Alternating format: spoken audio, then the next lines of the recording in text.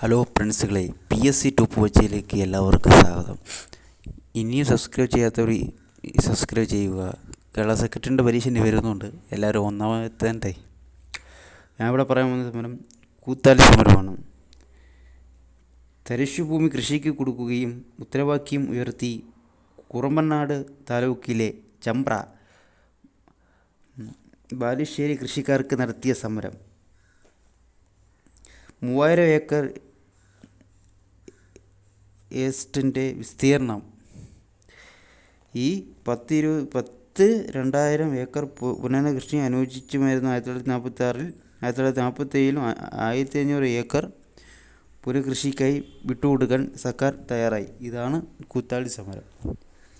1946 തൊട്ട് 1947 വരെയാണ് ഈ സമരം നീണ്ടു നിന്നത്. എന്ന് വെച്ചാൽ തരിശുഭൂമി കൃഷി വിഷയമായിട്ടുള്ളതാണ് ഈ സമരം.